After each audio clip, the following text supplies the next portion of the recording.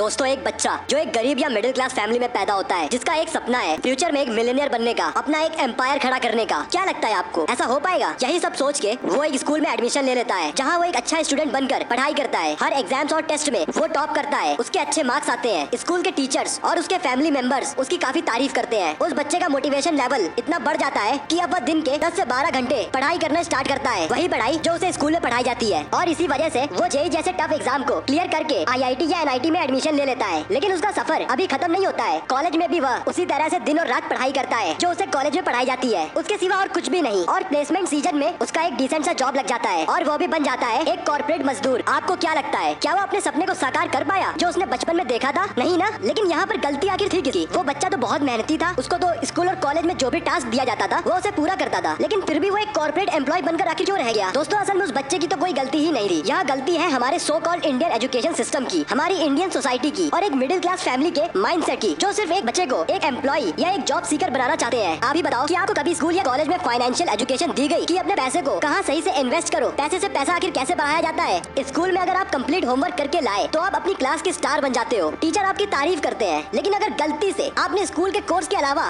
कुछ पढ़ाई किया या अपनी हॉबीज पर टाइम स्पेंड किया तो टीचर्स तो छोड़ो, पेरेंट्स तक आपको डांटेंगे। अरे ये सब क्या पढ़ रहे हो, इन सब में कुछ नहीं रखा, जितना स्कूल में पढ़ाया जाए बस उतना ही पढ़ो। आप स्पोर्ट्स में भले ही कितने अच्छे क्यों ना हो, बट अगर आपके एग्जाम्स में अच्छे मार्क्स नहीं आए तो आपको टीचर की डांट ही मिलेगी। और एक ऐसा लड़का जो सिर्फ रट कर एग्जाम्स में अच्छे मार्क्स ले आया है, उससे आपको कंपेयर करके आपको नीचा दिखाया जाएगा कि देखो उसके मार्क्स तुमसे अच्छे हैं, वो जिंदगी में तुमसे ज्यादा कामयाब बनेगा, तुम क्या स्पोर्ट्स में अपना टाइम बर्बाद कर रहे हो? आपने भी कभी ना कभी ऐसा जरूर देखा होगा। और यही सबसे बड़ी प्रॉब्लम है हमारे इंडियन एजुकेशन सिस्टम की। इंडिया में स्कूल और कॉलेज बस एक इंजीनियर और डॉक्टर बनाने की फैक्ट्री बनकर रह गए हैं, जहाँ बच्चे की सारी हॉबीज, टैलेंट और एम्बिशंस को मार दिया जाता है। आज लोग पढ़ाई लिखाई करने के बाद भी आखिर बेरोजगार क्यों बैठे हैं? एक इंजीनियरिंग स्टूडेंट आखिर सिविल सर्विसेज में क्यों जाना चाहता है? दोस्तों, मुझे नहीं पता आपने अपनी 12 से 15 साल की पढ़ाई में क्या सीखा, लेकिन एक चीज आपने जरूर सीखा होगा और वो है ऑर्डर्स को मानना, टीचर्स की ऑर्डर्स मानना, प्रोफेसर्स की ऑर्डर्स मानना। और जानते हो एक एम्प्लॉय की सबसे बड़ी क्वालिटी आखिर क्या होती है? यही कि वो अपने बॉस का सिर्फ ऑर्डर्स माने, जितना बॉस कहे बस उतना ही करो